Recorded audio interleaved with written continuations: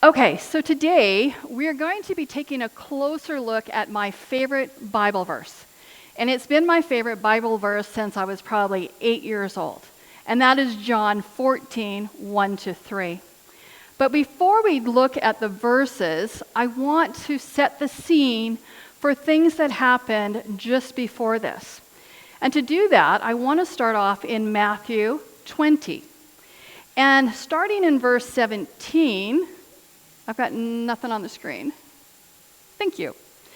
In verse 17, it tells us that Jesus took aside the 12 disciples, and in verse 18 and 19, Jesus says, "Behold, we are going up to Jerusalem, and the Son of Man will be delivered to the chief priests and scribes, and they will condemn him to death, and will hand him over to the Gentiles to mock and scourge and crucify him, and on the third day he will be raised up." So, I want you to think about this for a moment. Jesus has just told him that he's going to be crucified. But everyone at that time believed that the Messiah would conquer the Romans and free them. And after this, just a short time after this, we then have James and John's mother coming up to Jesus and asking that her sons be permitted to sit on his right hand and his left hand when he became the king. So, I want you to think about that. As we study the scriptures, we find out that the other disciples are not happy about this. I mean, think about it for a moment. They're one of the 12, so why not them? So you have them feeling upset, confused, probably a bit angry that she was so bold to go and ask for those positions for her sons. Let's put this into modern terms. Shortly, we're going to be having nominating time once again, and there is a position that you really, really want, and you think you are just perfect for that position. Have you ever been upset about not getting a position in the church? What about a promotion at work? Why were you not good enough for that position? Why did the nominating committee not ask you? Why did your employer not ask you after all the hard work that you have done for them? And I'm pretty sure that everyone here at some point in time has said, "Why not me?" Then a short time later, we have Jesus making a triumphant arrival into Jerusalem riding on a colt. People are lining the streets, they're praising him, they're worshiping him, they're shouting out, they are giving him a king's welcome. Again, I want you to think about this for a moment. What were the disciples thinking and feeling? Put yourself in that crowd. You have heard Jesus preach, and you have seen him perform miracles. You know that he is the Messiah, and the nation is hoping for him to become the king. People are shouting out, "Hosanna! Praise the Son of David! Blessed is he that comes in the name of the Lord." You throw your coat down in front of him. He goes right beside you, and you could reach out and touch him. He's that close. You were caught up in the excitement and awe, and you fall in behind him and follow him into the city. Think about the disciples. Jesus had just told them not too long ago that he is going to be crucified, that he's going to be taken into custody. And now there's this ceremony going on. He's being welcomed as a king. How can it be true? And all of this was leading up to the Passover. In Luke 22:8, we have Jesus asking Peter and John to do something special for him. He wants them to go and find a room where they can celebrate the Passover. So off they go to find this room for the Passover, doing what he said. And then in John chapter 13, we have the story of the Last Supper. Think about this. The disciples arrived to this prepared room. but no one is there to wash their feet. They have walked a long ways, and their feet are dirty. Now, I'm just not talking dirty. They're very dirty. Has anyone here worn flip-flops and sandals in the summer? That's not very many. I love flip-flops. Okay, even Lauren, all right. I love flip-flops in the summer. So I have a story to tell you. A few weeks ago, I was out in my garden, and I was actually picking flowers. And it was a bit of an awkward pick. And because of that, I ended up twisting my back. So I have a massage therapist in Summerland that I go to whenever my back is sore.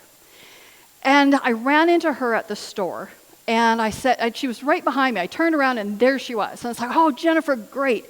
If you get a cancellation, because I already had an appointment booked, if you get a cancellation anytime soon, please let me know. So a few days later, I had been out in the garden working for the morning in my flip-flops. And I come in for breakfast, and I have a text, and it's from Jennifer. And she says, I have an appointment. I'm like, yes, I need this appointment so bad. So I text her back, and I say, when? She goes, now. So I quickly change. My mom drives me to the appointment because I'm in so much pain. The pain from my back has now gone down into my leg, and I'm starting to worry about my knee. Is this going to be like before? It was so painful. I hobble into the house. I get up on the table, and she starts working on me. And we're chatting away. And all of a sudden, I remembered something. I had been out in my garden that morning in my flip-flops. I sit up really quickly, and I start apologizing because I know what my feet look like. You can ask my mom. They're dirty. And I'm apologizing because I have dirty feet, and I'm so embarrassed. But luckily, she also gardens, and she also wears her flip-flops out in the garden, so she totally understood. So I want you to think about this. The disciples are all looking at each other. Who's going to wash their feet? They were thinking John and Peter should have to do the responsibility. After all, they forgot to hire somebody to do their feet. But no one is about to step up and do it. After all, they're upset. Which one of them is going to sit on the right-hand side of God, and which is going to sit on the left-hand side of God when he sets up his earthly kingdom? Now, the Passover should have been a celebration, but they are not happy, and now they still have dirty feet. Then we have Jesus doing the job that no one else is willing to do: wash their feet. Jesus went from being their teacher, their leader, their savior, to their servant by doing the job that no one else was willing to do. Then it goes from bad to worse, because Jesus tells them that one of them is about to betray him.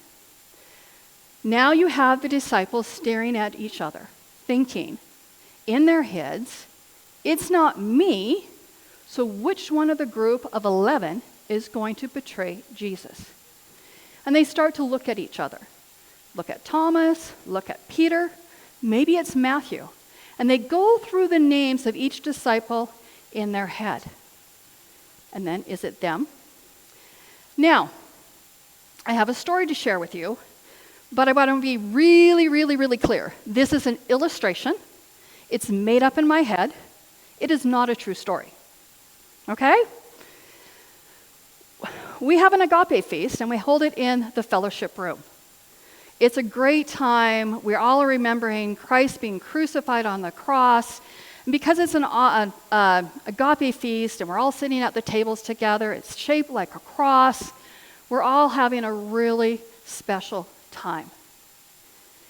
And then Pastor Peter stands up. For you that are visiting or online, Pastor Peter is our pastor here. And he informs us that this will be his last Sabbath, because someone has been telling stories about him. And those stories have gone to the conference office, and those stories have been so bad that the police had to be informed. What are you thinking? What are you doing? Do you keep eating and just ignore what's going on?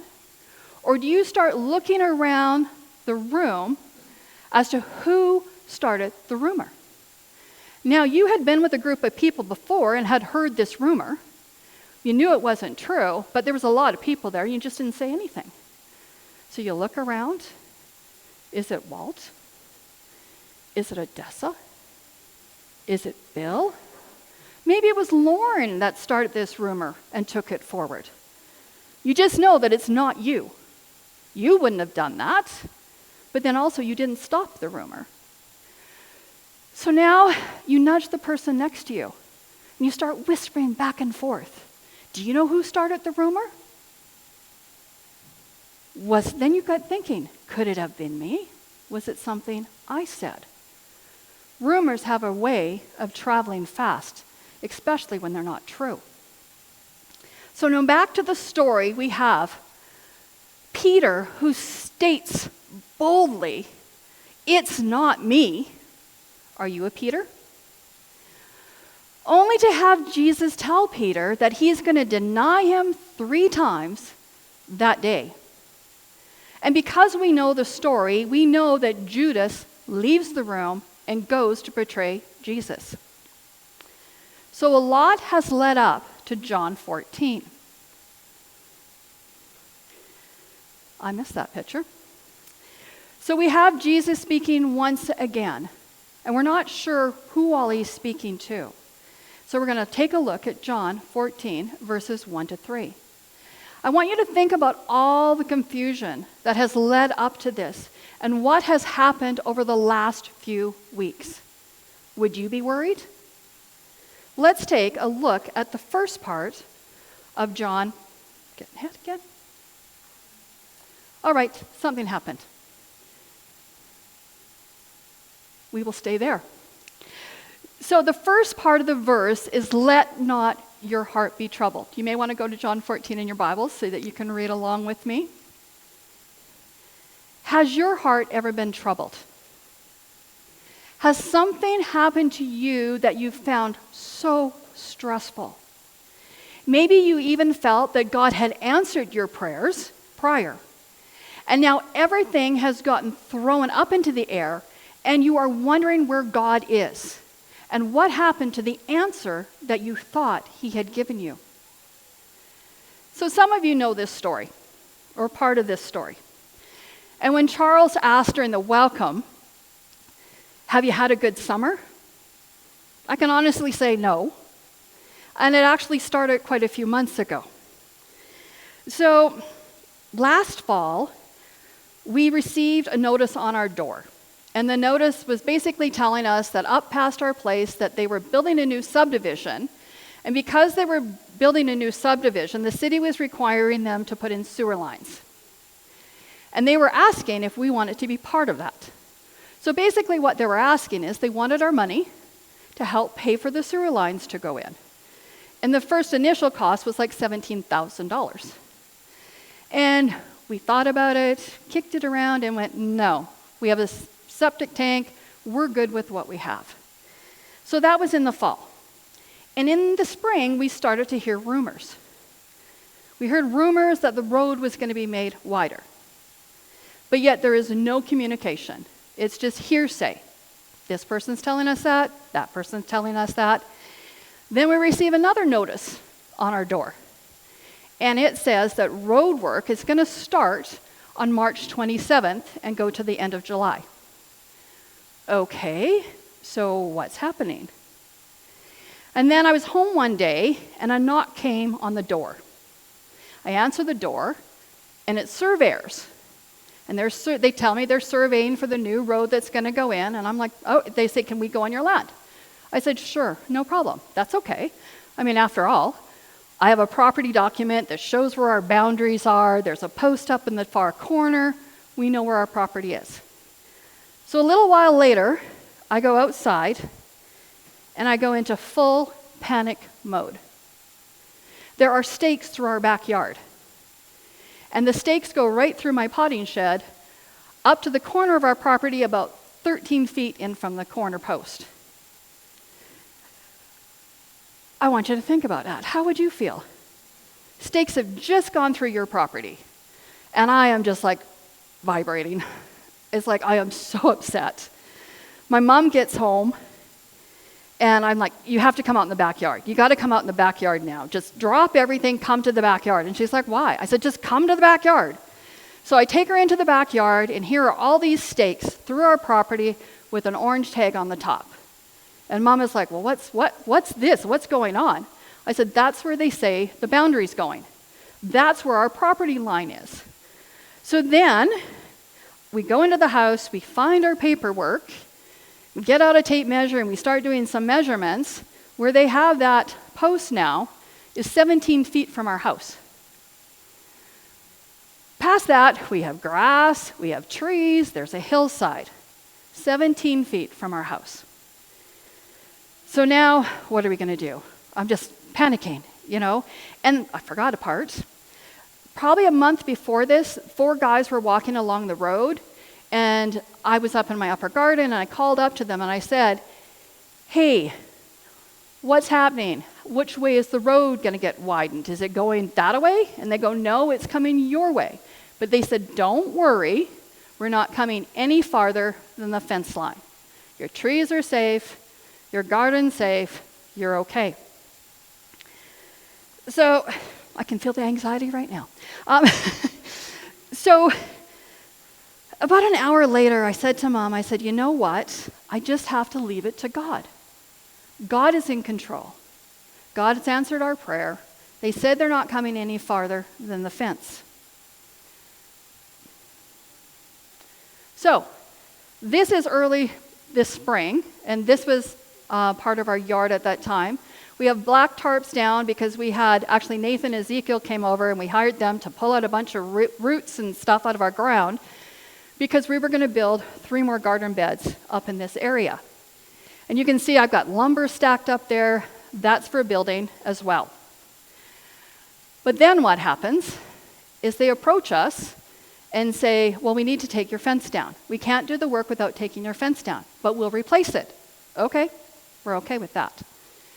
As you can see here, my mom's out in the garden working, and what she's actually doing is taking compost out of those beds we built, and we're moving them to other beds.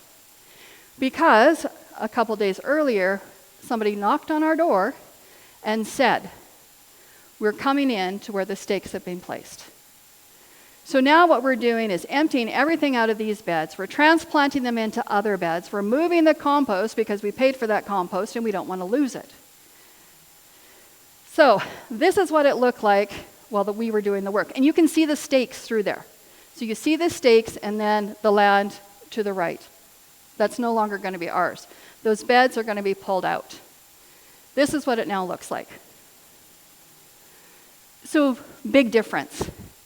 And Mom was really upset about all. I mean, I was upset too, but Mom was extremely upset. We were going to move. She was like, we're not staying here. And I'm like, no, we have to stay. We have to fix it up at least. And it was just big changes. But then, this is what our backyard looked like. This is closer to our house. You can see the cedar trees there. We had cedar trees 25, 30 feet high. They had been planted about 30 years ago. And you can see the stakes there. And those stakes are just past my garden beds that I have there and just on the other side of my greenhouse. But those trees were coming out next. So here they are, taking out our trees. Right? And it's changed drastically. So here they are, taking out our last few trees. I mean, our hearts were broken because there is a road. You can see the road up behind us, and that was a barrier to the roads that are behind us. So God, where's God? Why is this happening? And then people kept on asking us, why are they putting a second road in there? But they weren't putting a second road. That was where they were going to work and build it up. And you can see our deck there. They told us they were going to take 28 inches off of our deck. So it was one thing after another.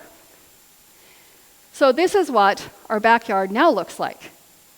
Trees are gone, the road is closer.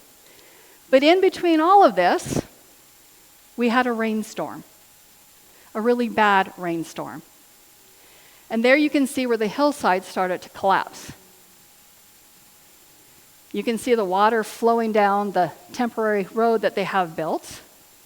And this is where the upper garden, where the banks fell apart. And then over here it shows the mud that came into our backyard. And this is where the other part of the bank fell apart. So, because of the rain, it all came down the hillside. And if you're wondering what those orange pipes are, those are gas lines. So the gas lines are just hanging out there. Not only that, was it 3 times they hit the gas line? Yeah, 3 times they hit the gas line, and so we had to leave a few times because it was really strong and it was right close by our house that they hit it. But then, I was upstairs making supper, and I hear this bellow from downstairs. Mom is yelling for me to come downstairs. So the rain happened about 3 o'clock. And this was about 5 o'clock. She's downstairs, and she finds this water. And then this. And if you look at it, you can tell it's already started to recede because some of the dirt around it is dry. So we figure because of all the packing machines that were packing down the soil, it shook things up around below our house. So right now, we are hoping we do not have foundation issues. They think it might be where the drain for the shower is in the basement, that part is blocked off, and they're thinking the water came up under there. We're praying that that's what it is, because that's a lot less work than having our foundation fixed. So, we then saw a sign that said everything would be done August 27th. It's not. We don't know when it's going to get done. And the renovations haven't been started because the renovations can't start until the work inside is done and until they have put the fence back up before they can start ripping out our lawns and fixing everything. Now, all the clay, it went down into our garden beds, it went into my potting shed, it made a real mess. So you can understand.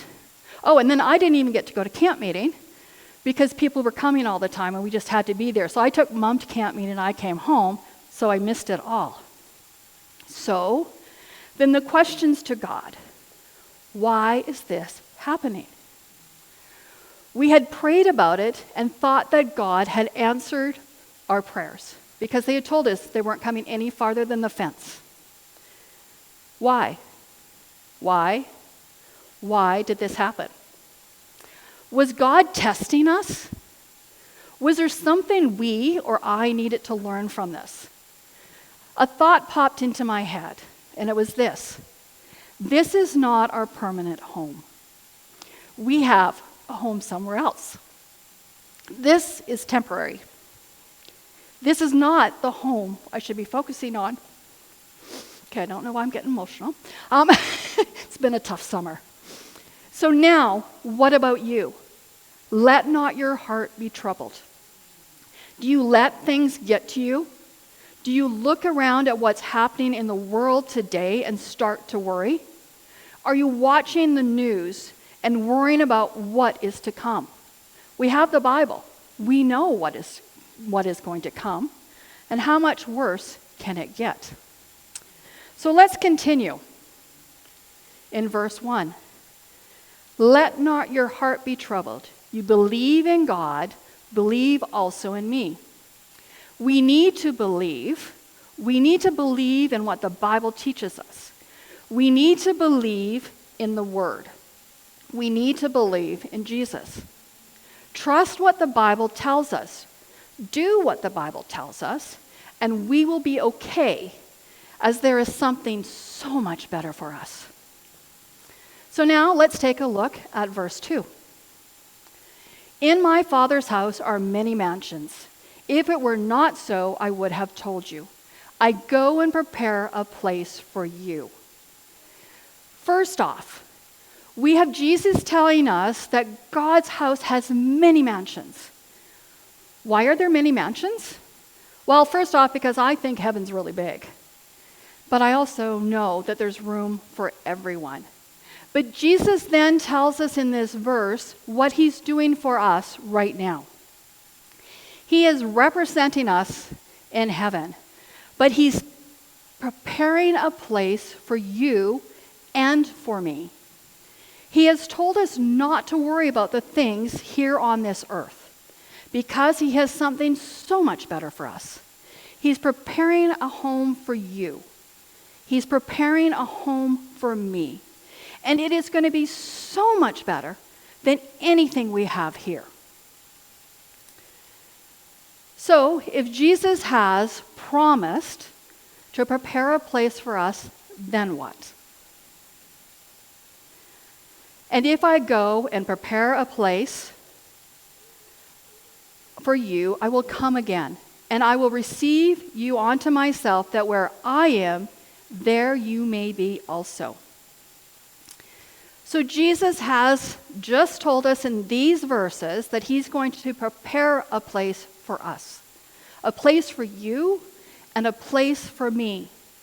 Why? Because he's coming back to get us, so that where he is, we may be also. So think about this. He first left heaven and came down here as a babe. He died on the cross for us. He then went back to heaven to build a home for you and me. And he's promised to come back and to take us to heaven. So now we're going to go and read 1 Thessalonians 4:16 and 17. For the Lord himself will descend from heaven with a shout and with the voice of an archangel and with the trumpet of God, and the dead in Christ will rise first. Then we who are alive and remain will be caught up together with them in the clouds to meet the Lord in the air. And so we shall always be with the Lord. Are you looking forward to that day? So I know there's others here that have lost a family member. I lost my dad 2 years ago. But you know something? My mom's crying, that doesn't help. He's coming back to get us. And I just imagine, I practiced this so many times, no tears. I just imagine my dad being raised from the grave and being caught up into those clouds, and then us with him to meet the Lord in the clouds. We're going to go read Colossians 3, verses 1 and 2. Therefore, if you have been raised up with Christ, keep seeking the things above, where Christ is, seated at the right hand of God. Set your mind on the things above, not the things that are on earth. Now, a lot of us have had bad stuff happen to us throughout our years. Now, what's happened, it's been traumatic, it's been upsetting, but it's not life-threatening. And so Mom and I were talking about, there's people that have it so much worse than us, right? Like, we're just losing a piece of land that wasn't ours. Yes, we had a flood. It's all things that can be fixed, but still, it upsets you. But then I got thinking, back in 2014, I was on vacation in Hawaii and ended up in the hospital with pancreatitis. Thank you, Mom. And then 5 years ago, Mom was diagnosed with cancer. And I know there are several people here that have dealt with cancer over the years or have had a family member get a horrible disease. My dad got Parkinson's. So there's bad stuff that has happened.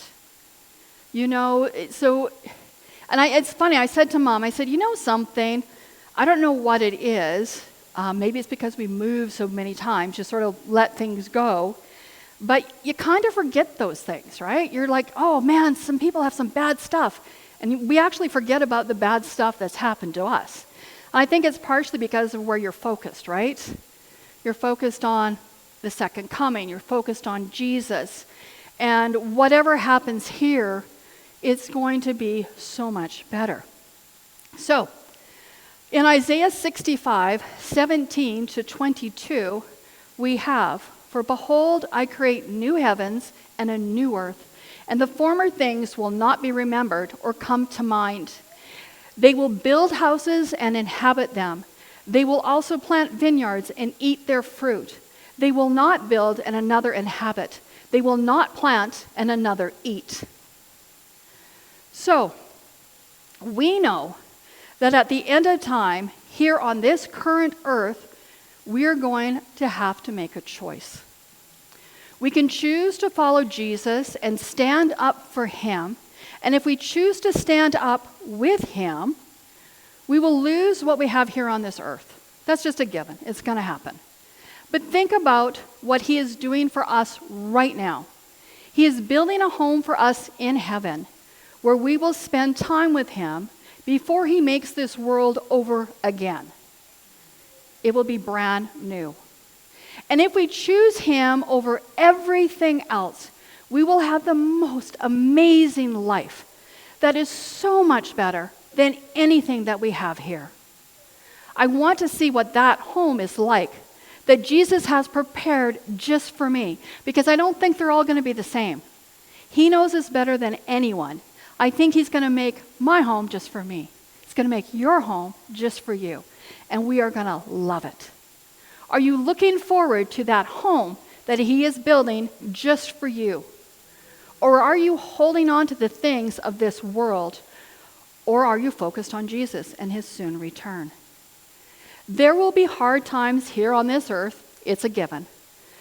We know there's going to be trials because we know there is a battle going on between good and evil. So stay close to him because he has promised that he is building a home for each and every one of us if we choose him over everything else. So remember, let not your heart be troubled. Yes, when something bad happens to you, you may ask, why? Or where is God in all of this? But go back and read John 14, 1-3. It's an amazing promise that he has made to us. He is in heaven right now as our representative. He is building a home for us. He has promised to come back to us. Hang on to this promise through the good times, but even more so through the bad times, those tough times. There is so much more he has planned for us. Trust his word. Hang on to this promise and do not let him go.